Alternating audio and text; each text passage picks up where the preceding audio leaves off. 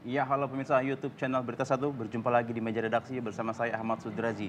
Dan di episode meja redaksi kali ini saya sudah bersama dengan dua mitra diskusi saya. Di sebelah kanan ada Pak Ansel. Pak Ansel, apa kabar Pak Ansel? Sehat. Sehat. Baik. Batiknya keren sekali nih, kuning, hitam, gold. Sebelah kiri saya ada Pak Faruri juga dengan berbatik. Siap. Jadi ini bukan tanpa alasan ya, Bapak-Bapak semua kita berbatik karena di bulan Oktober Hari Kesaktian Pancasila sudah, dan ada juga Hari Batik Nasional ya, 2 Oktober. Dan batik identik dengan negara, kehidupan berbangsa, tanah air. Berat kayaknya tema kita kali ini ya. Kita menuju 20 Oktober. 20 Oktober ini kira-kira ada apa? Apakah memang sekadar H-3 ulang tahun Presiden kita, Pak Prabowo, atau ada makna lain? 20 Oktober sepertinya harus dimaknai sebagai perjalanan. Betul. Perjalanan Republik ini di bawah kepemimpinan Presiden kita, Prabowo Gibran. Bicara perjalanan, saya izin ke Pak Fa dulu. Pak Fa, bagaimana kita memaknai filosofi dari sebuah perjalanan 1 tahun? 1 tahun Republik kita ini dipimpin oleh Pak Prabowo. Sebelumnya Pak Prabowo berkali-kali menyatakan bahwa saya akan mewakafkan hidupnya untuk NKRI. Iya. Kita mulai dari filosofi perjalanan dulu, Pak. Baik, ini namanya sebuah perjalanan ya, tidak selalu mulus. Kadang naik, kadang turun, kadang lurus, kadang menanjak, kata ya, berbelok dan segala macam. Itu dinamika kehidupan. Nah, kebetulan di awal-awal pemerintahan Pak Prabowo Gibran ini, situasi dihadapkan pada situasi ekonomi yang tidak baik-baik saja. Kita ingat pada saat itu banyak PHK karena banyak perusahaan yang tutup atau mengurangi operasional. Termasuk media loh, jangan salah. Media ada beberapa yang kena pengurangan karyawan karena memang cash flow-nya bermasalah atau untuk mengurangi beban operasional. Salah satu caranya adalah mengurangi karyawan. Artinya pada saat itu situasi ekonomi tidak dalam kondisi baik-baik saja. Nah, di lain itu juga kondisi banyaknya PHK itu otomatis akan berpengaruh terhadap daya beli masyarakat. Padahal salah satu pendorong pertumbuhan ekonomi adalah karena konsumsi. Kalau daya beli masyarakat turun, konsumsi turun, akan berpengaruh terhadap pertumbuhan ekonomi. Itu yang pertama. Yang kedua, situasi di luar negeri juga tidak dalam kondisi baik-baik saja. Tekanan dari Amerika Serikat. Pada saat itu, Amerika Serikat di bawah kepemimpinan Trump mengeluarkan kebijakan tarif Trump, di mana barang-barang ekspor dari Indonesia itu dikenai tarif 32%, walaupun kemudian setelah melalui proses negosiasi menjadi 19%. Itu situasi perjalanan awal pemerintahan Prabowo Gibran. Nah, situasi yang tidak baik itulah kemudian kita masih ingat ya, kita mengeluarkan atau memunculkan tagar saatnya Indonesia berbenah. Berbenah dalam berbagai hal untuk kemajuan ekonomi Indonesia, supaya Indonesia lebih maju lagi, bisa sejajar ekonominya dengan negara-negara lain.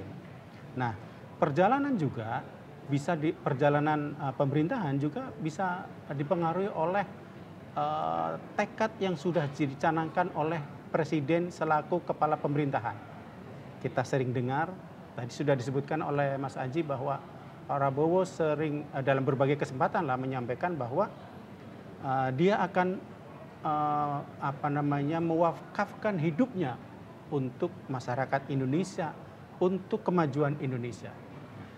Nah, dengan tekad yang begitu mulia itu tentu harus diimplementasikan dalam berbagai kebijakan, kebijakan ekonomi, kebijakan politik. Nah, kita akan memotret nih kebijakan-kebijakan pemerintahan Prabowo Gibran selama 1 tahun terakhir. Nah, itu yang mungkin bisa kita awali seperti itu dulu. Ya, ini jadi kalau kita bilang mungkin ibarat pesawat ya Pak Ansel, ini tadi kuartal pertama ada PHK massal, lalu juga ada tarif Trump.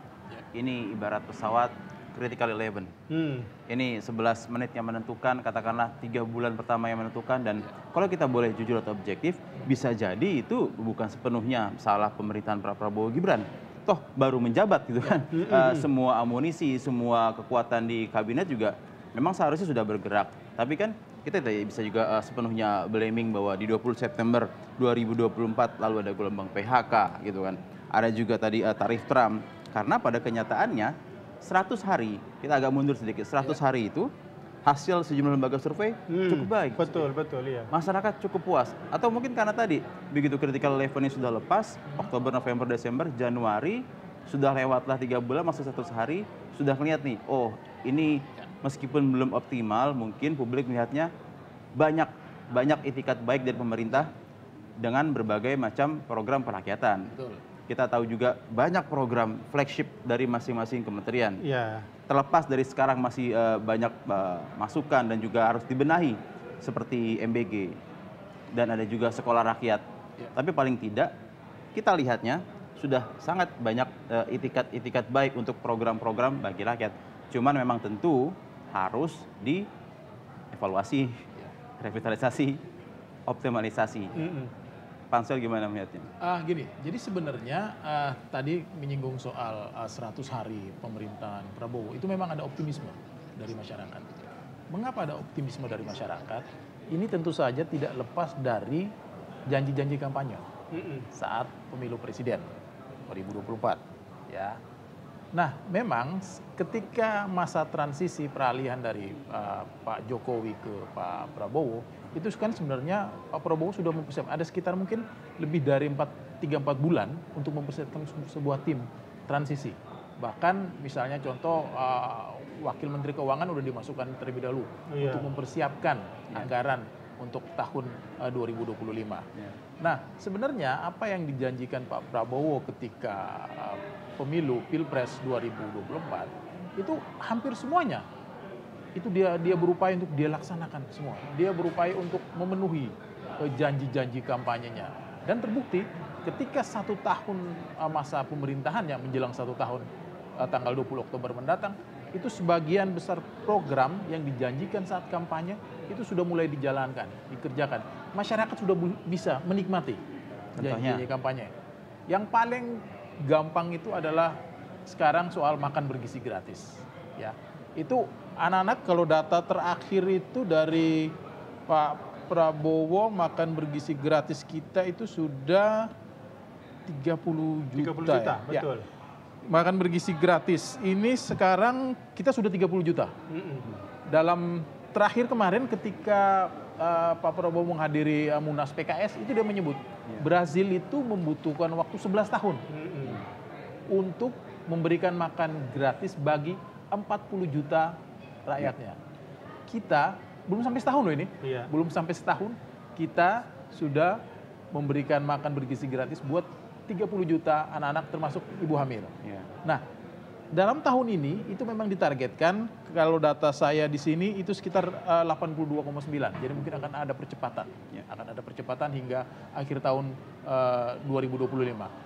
Meskipun di sana-sini ada catatan, terutama kasus yang menonjol adalah kasus keracunan makanan. Nah, ini bicara keracunan, ini memang kalau 20 Oktober, ini MBG akan bisa menjadi rapor merah atau justru rapor yang mendongkrak Pak Prabowo Gibran. Karena kita tahu 20 Oktober orang pasti akan melihat pencapaian apa, flagship apa. MBG itikat baik betul, sekolah rakyat itikat baik betul. Tinggal di bawahnya bagaimana, apakah SPPG itu bisa menjalankan tugasnya dengan benar. Karena kan Pak Prabowo begitu beliau habis pulang kunjungan dari langsung statement, saya akan panggil kepala BGN, saya akan pastikan SPPG bekerja dengan benar gitu kan, sesuai dengan aturan ketentuan. Dan bahkan siang ini DPR juga mengundang Menkes dan juga BGN dan semua kementerian bergerak. Ini jadi realitas kementerian, semua jadi evaluasi total, evaluasi menyeluruh. Sudah cukupkah upaya itu menuju 20 Oktober agar MBG minimal tidak menjadi rapor merah bagi 1 tahun Prabowo Gibran? Ya kan pemerintah setelah artinya melihat situasi saat ini pemerintah kemudian sadar dan akan melakukan evaluasi, ya kan? Beberapa saat lalu pihak MBG menyatakan bahwa ini proses tetap berjalan, tetapi evaluasi harus juga jalankan. Namanya juga program baru, pasti tidak langsung 100% sempurna. Nggak ada yang langsung sempurna, ada pasti dinamikanya. Menurut saya rencana evaluasi itu sesuatu yang bagus ya, bahwa ada sesuatu yang kurang baik harus segera diperbaiki, sehingga kemudian tujuan mulia dari makan bergizi gratis ini bisa tercapai.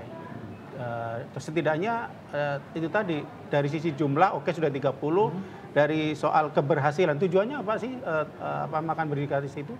Tujuannya adalah mencegah stunting supaya masyarakat bisa menikmati makanan-makanan yang bergizi. Itu yang diharapkan. Nah, dengan adanya evaluasi itu proses masak dan segala macam harus dievaluasi lagi. Dapur-dapur MBG yang dinilai kurang memenuhi standar ya harus dievaluasi semuanya. Menurut saya sudah ada upaya ya, sudah ada kesadaran, itu yang penting. Nah, kalau bicara satu tanpa Prabowo Gibran, terlepas dari program-program flagship di dalam negeri, kita juga tahu dan sangat kenal dengan diplomasi Garuda ala Pak Prabowo. Pak Prabowo setiap kali dalam kunjungan ke luar negeri selalu membawa oleh-oleh, entah itu oleh-oleh investasi apapun sikap Indonesia. Yang terbaru kan Pak Prabowo juga berpidato di PBB dan itu banyak mengundang reaksi positif. Gimana Mas Pak Ansel melihatnya mengenai diplomasi Garuda dari mulai tadi membawa oleh-oleh investasi dan juga ya kita bisa boleh berbangga mengharumkan standing point Indonesia di kancah dunia. Pak Ansel dulu deh. Ya, jadi sebenarnya memang seperti yang disampaikan Ajit tadi memang terutama di depan sidang PBB ya. Mungkin awalnya mungkin Soekarno ya, presiden pertama kita, kemudian setelah itu mungkin tampil di sidang umum PBB, tapi ada juga yang lewat misalnya Pak Jokowi, tidak langsung misalnya, ya kan, Pak SBY misalnya, tapi Pak Prabowo di hadapan sidang umum PBB itu sangat berbicaranya sangat fasih, terutama memang beliau bahasa Inggrisnya fasih. Kita bangga juga melihat presiden kita di level internasional berbicara begitu fasih. Dengan bahkan beberapa nggak bangga. Kenapa? Dengan yang sebelum bangga juga kan? Bangga juga. Pasti bangga juga. Kita harus bangga dengan semua presiden kita. Ya, betul. Nah, dan mendapat sambutan dari pemimpin-pemimpin dunia misalnya, ya. Presiden Brasil, Amerika, ya kan. Urutan ketiga bahkan. Betul, urutan ketiga sesudah presiden Brasil dan presiden Amerika. Ya. Nah, kemudian isu lain yang memang selama ini gencar dibawa oleh Indonesia adalah tentu saja soal Palestina. Ya. Dengan tegas memang Prabowo menyatakan bahwa kita baru bisa mengakui Israel kalau jika Palestina berdiri sebagai sebuah negara merdeka yang diakui oleh dunia internasional. Seperti saya pikir dua poin itu, ya, dua poin itu mungkin yang paling penting ketika Pak Prabowo melawat keluar. Tadi yang menarik soal investasi. Nah, memang kita membutuhkan banyak investasi ya.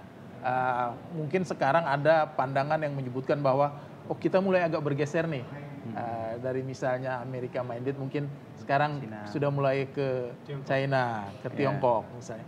Tidak ada salahnya, ya kan? Biasanya orang menyebut bahwa yang namanya uang, investasi itu kayaknya nggak ada negaranya deh. Dia akan mengalir kemana saja ke tempat-tempat yang menguntungkan. Dan itu bagian dari upaya kita untuk tadi. Ini juga nanti terkait dengan lagi-lagi benar tekad Pak Prabowo ketika awal pemerintahannya mewakafkan hidupnya. Itu dan soal pertumbuhan ekonomi. Berulang kali Pak Prabowo menyatakan bahwa kita harus tumbuh minimal 8%. Itu yang berulang kali disampaikan. Oke, sekarang kita baru 5%. Nah, nanti tahun 2026 dan seterusnya, apalagi sekarang Menteri Keuangannya Pak Purbaya, sejumlah kalangan sangat optimistis dengan beliau, semoga kita bisa mencapai tekad atau harapan pertumbuhan ekonomi. Menarik nih Pak Purbaya. Bapak, bisakah seorang Purbaya dari LPS mendeliver atau mewujudkan cita-cita mulia Pak Prabowo pertumbuhan ekonomi 8%? Kalau nggak jadi reshuffle lagi ya, Menteri Keuangannya ya. Gimana Pak? Ya kalau kita lihat sih pernyataan Pak Purbaya memang optimis ya, bisa ke arah sana ya. Ketika awal menjabat sebagai Menteri Keuangan kan langsung buat gebrakan tuh, yaitu menempatkan uang yang selama ini berada di Bank Indonesia, uang negara ya, ditempatkan di bank-bank himbara. Dengan harapan tentu adalah adanya kucuran kredit untuk sektor-sektor usaha ya, termasuk di dalamnya adalah untuk koperasi merah putih. Itu artinya likuiditas di perbankan ditambah tadi dengan jumlah yang cukup besar ya, 200 triliun, sehingga nanti ketika ada pergerakan usaha sehingga itu bisa mendorong pertumbuhan ekonomi. Salah satu tujuan pertumbuhan ekonomi adalah mendorong pertumbuhan ekonomi 8% adalah dengan harapan banyak menciptakan lapangan pekerjaan. Itu yang penting karena kalau sudah lapangan pekerjaan tercipta, banyak tenaga kerja yang terserap, itu artinya ekonomi akan terus bergerak. Sehingga tadi upaya-upaya untuk mengurangi kemiskinan, mengurangi pengangguran dan segala macam itu bisa terwujud dengan pertumbuhan ekonomi yang cukup tinggi ya, 8%. Itu yang potret yang bisa kita lihat ya. Apalagi kemudian Pak Purbaya itu gaya komunikasinya sangat terbuka ya. Artinya cair begitu ya. Apa yang misalnya selama ini tidak diketahui publik disampaikan dengan terbuka gitu. Misalnya tiba-tiba kemarin datang ke Himbara salah satu bank ini ya, Himbara. Itu datang ke sana ikut rapat. Ikut rapat direksi. Direksinya bingung, ini mau bahas apa. Dan boleh kemudian itu dipublikasikan kan, bahkan di akun sosmednya dia dipublikasikan bagaimana kegiatan dia saat berkunjung ke Bank BNI. Itu salah satu ya. Optimisme yang ditunjukkan, dan yang kedua gaya komunikasi yang menurut saya bagus ya, Pak Purbaya itu sih. Iya, menstimulus karena kan memang tugasnya, bahkan Pak Purbaya dalam kesempatan termasuk dia nggak sungkan bahkan siap aja nih menarik uang ataupun dari program-program katakanlah MBG yang mungkin belum berjalan, belum terserap maksimal untuk program-program lain. Jadi memang kayaknya ini tugas berat banget Bapak Purbaya ya. Termasuk untuk kementerian dan pemerintah daerah. Ya, kan karena kita tahu bahwa tidak sedikit juga dana di pemerintah daerah yang diendapkan di perbankan. Ini kan sebenarnya tidak produktif. Ya, dana-dana yang ada itu seharusnya digelontorkan sebagai kredit untuk menggerakkan perekonomian, terutama misalnya UMKM, UMKM, sehingga roda ekonomi kita bergerak, bisa bertumbuh. Dan masyarakat yang merasakan dampaknya semakin luas. Kalau uang itu cuma disimpan, nggak akan bermanfaat sama sekali. Pak Purbaya juga salah satunya stressingnya adalah jangan sampai uang ini digunakan oleh kreditur-kreditur yang sebenarnya yang sudah ajak oleh bohir-bohir memangnya sebenarnya yang sudah sudah proper gitu kan. Betul. Jadi lebih kepada monitoring gitu kan. Pengawasan juga harus diperketat. Betul. Karena ini memang sebenarnya tugas bank-bank himbara untuk proaktif seharusnya. Mereka proaktif untuk melihat ini ada potensi ekonomi di sini, di daerah tertentu, di wilayah tertentu, di kelompok masyarakat tertentu gitu. Nah itu yang seharusnya diberikan kredit dengan bunga yang lebih ringan, sehingga tadi ekonomi masyarakat bergerak, pasti semuanya akan bergerak kalau ekonomi itu bergerak. Pak Purbaya Menteri baru, kita juga punya Menteri baru ya, Menteri Haji, Menteri Haji dan Umroh. Betul. Ini belum 1 tahun sudah melahirkan.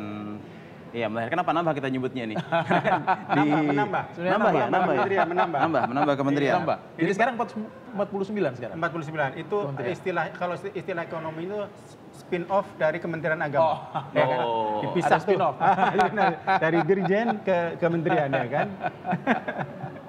Sempat ada awal-awal kritikan sebelum terlepas dari jadi Kementerian Haji ini, postur katakanlah bisa dibilang banyak ya kementerian-kementerian Pak Prabowo Gibran. Sekarang di September dan Oktober ini nambah lagi 1.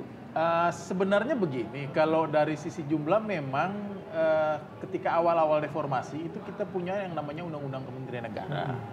Undang-Undang Kementerian Negara itu memang membatasi jumlah kementerian itu cuma maksimal 34. Ya, cuma 34 kementerian. Nah, tetapi Pak Prabowo dengan melihat kondisi sosial politik sekarang, mungkin sepertinya ini kurang, kayaknya perlu ada hal-hal, termasuk hal-hal yang lebih spesifik.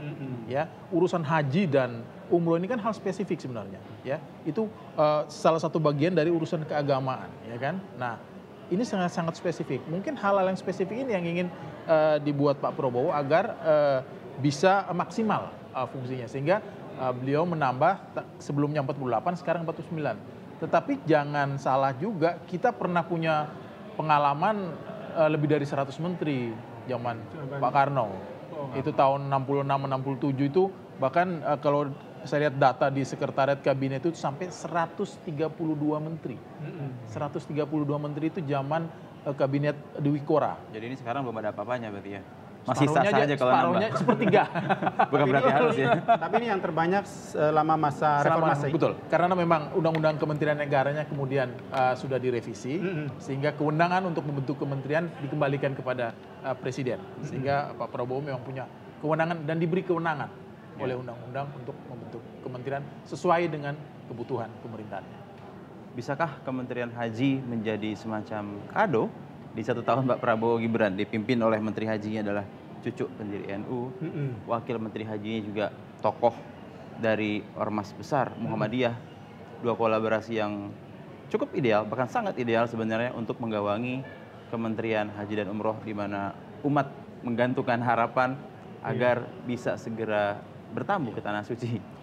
Ya, artinya pembentukan Kementerian Haji dan Umroh tentu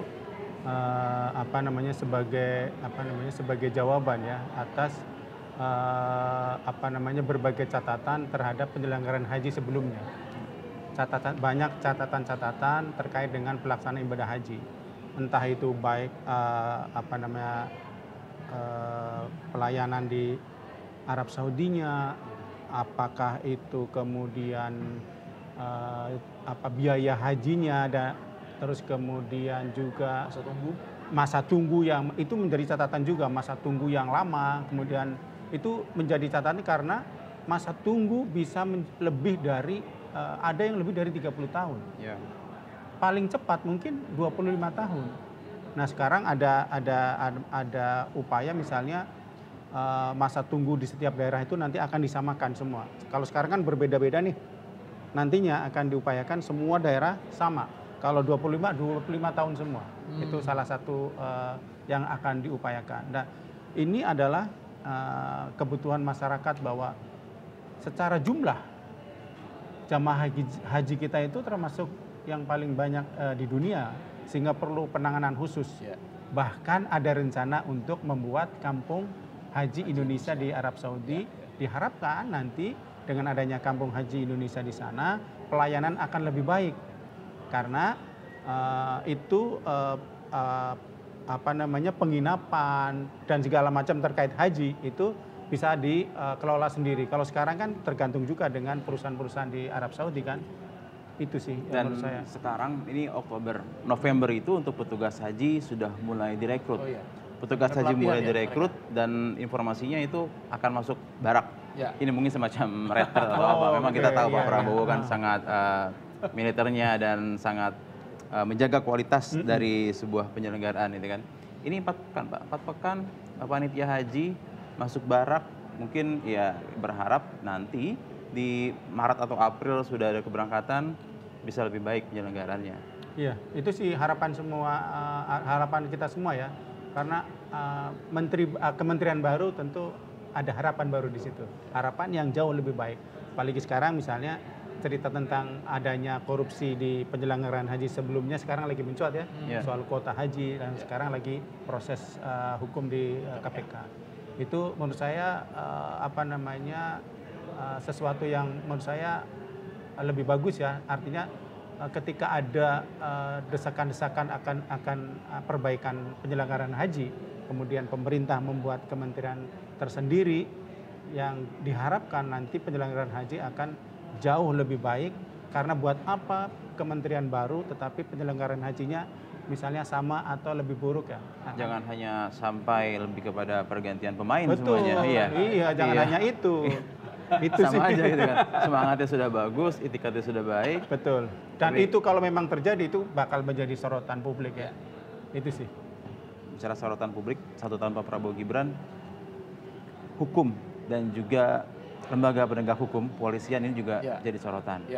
ini di Agustus kemarin kita nggak lama dari 17-an. Iya. 17 Agustus, 25 Agustus, ya nggak nyampe 10 hari lebih ada insiden. Dan sekarang baru-baru ini juga menggeliat lagi mengenai Komite Transformasi Polri. Ya. Cuman sayangnya memang, ya nggak tahu apakah tepat saya bilang sayang atau enggak. Untuk evaluasi bagaimana mungkin seorang lembaga mengevaluasi dirinya sendiri. Itu gimana Pak? Apakah memang masih bisa untuk perbaikan di momentum 20 Oktober ini, Tribrata berbenah gitu kan? Ya, sebenarnya ini yang menarik ya soal Polri ya. Jadi sebenarnya kalau kita mengingat kemarin ketika kerusuhan pada akhir Agustus kemarin, sebenarnya kan salah satu tuntutannya itu adalah Kapolri. Kapolri dianggap tidak mampu menjaga keamanan, khususnya di Jakarta. Ya, salah satu tuntutannya adalah pejabat yang mundur pasti yang bertanggung jawab adalah Kapolri. Tapi faktanya justru bukan Kapolri yang dicopot. Yang dicopot adalah Menko Polkam. Ya, Menko Polkam Pak Budi Gunawan dianggap bertanggung jawab meskipun ada juga rumor secara garis itu komando ya. memang lebih tepat. Betul. Kapolri pasti bertanggung jawab kepada Menko Polkam. Ya, betul. Tetapi ada yang langsung penanganan langsung di lapangan adalah Polri. Kabarnya sampai sakit itu. Ya. Pak Bigi. Ya.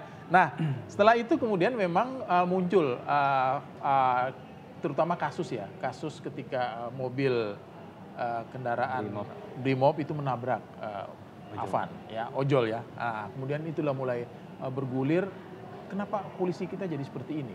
Ya, justru lebih banyak mengedepankan tindakan-tindakan militeristik, ya, dibanding misalnya pengamanan, pencegahan dan sebagainya. Nah, kemudianlah muncul sehingga akhirnya kalau kita melihat alurnya itu Pak Prabowo ketika bertemu dengan tokoh-tokoh gerakan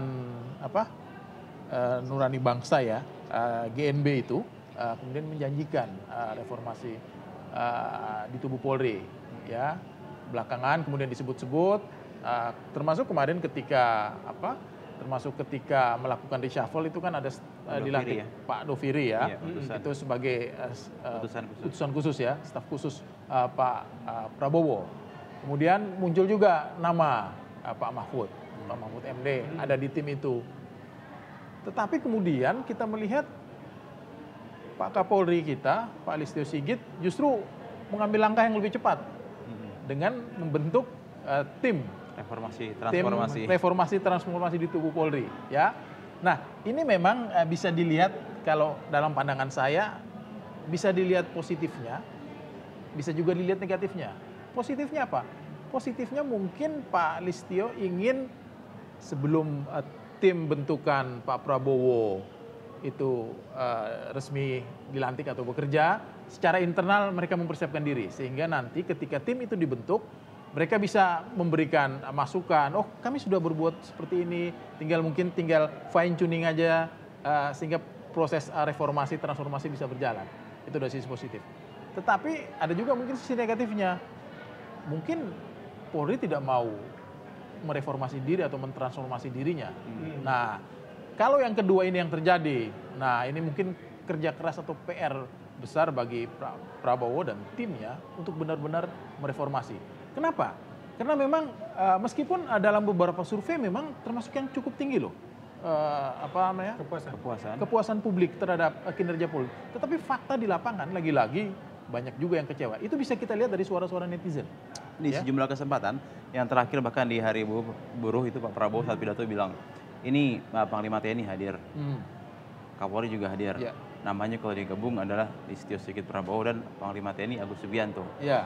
Pak Prabowo itu berceloteh, wah ini kalau kayak begini makin susah diganti-ganti gitu kan. Apakah ini juga sebagai cerminan bentuk bahwa ini akan sulit untuk digantinya gitu. Dari dua kemungkinan tadi, Bapak, mana yang lebih mungkin? Karena tadi, mungkinkah kita mengevaluasi diri kita sendiri? Ya bisa juga mengevaluasi dalam artian kepolisian tentu lebih tahu ya, dalam artian mengevaluasi diri sendiri apa yang sudah dilakukan sehingga kemudian bisa menjadi bahan evaluasi. Oh ini baik atau atau buruk sehingga perlu ada yang memang kebijakan-kebijakan yang memang harus dihentikan atau diperbaiki gitu ya. Artinya dia kalau sudah dari dalam institusi artinya bisa tahu apa yang sudah dikerjakan, apa yang dianggap kurang bagus ya. Kalau toh kemudian nanti presiden membentuk atau melantik tim reformasi Polri, ya ini bisa menjadi jembatan untuk bisa menjadi jembatan untuk Polri lebih baik. Jadi bisa digabung ya antara apa yang sudah dibentuk sama pihak Polri dengan apa yang sudah disampaikan, apa yang dibentuk oleh presiden sendiri. Bisa kolaborasi lah istilahnya. Menuju 20 Oktober, apa catatan Pak Faruri atas 1 tahunnya Pak Prabowo Gibran? Closing statement Pak. Baik, kalau menurut saya itu tadi Pak Prabowo sejak awal di berbagai kesempatan sudah menyatakan tekad untuk mengabdikan hidupnya untuk kepentingan rakyat dan negara Indonesia. Berkali-kali Pak Prabowo disampaikan dia tidak ingin ada rakyatnya yang miskin, tidak ingin ada rakyatnya yang kelaparan atau kurang gizi, tidak ingin rakyatnya tidak berpendidikan atau tidak sekolah. Saya kira itu tekad yang mulia, dan tentu tekad mulia itu harus didukung oleh semua masyarakat. Tentu harus dibarengi dengan kebijakan-kebijakan yang sesuai dengan tekad tadi. Nah, kita berharap ke depan setelah 1 tahun tekad ini bisa terwujud sehingga Indonesia akan lebih baik lagi. Indonesia Mas ya. Indonesia harus lebih baik lagi. Oke. Pansel.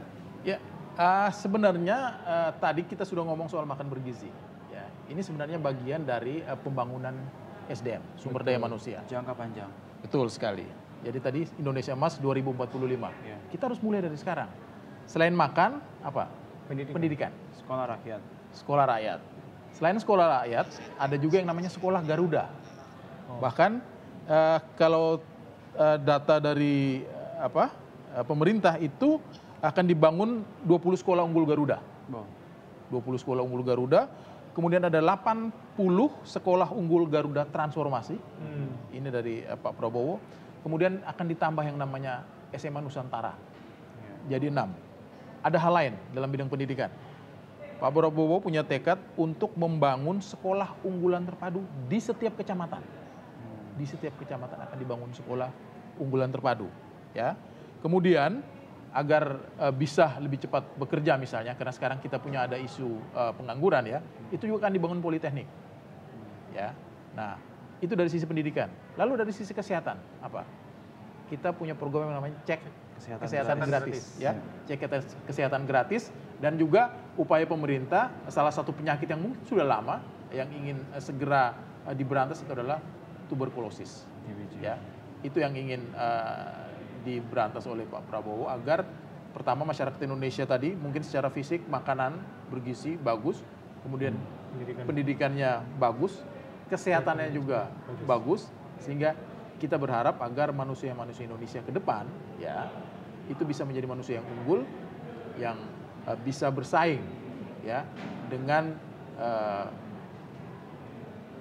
orang-orang dari luar negeri di dalam berbagai bidang. Ya. Mungkin itu saya pikir tujuan Pak Prabowo pada minimal 5 tahun masa pemerintahnya, dan pada tahun pertama ini kita sudah mulai melihat tanda-tanda bahwa oh ya memang ini istilahnya on the track.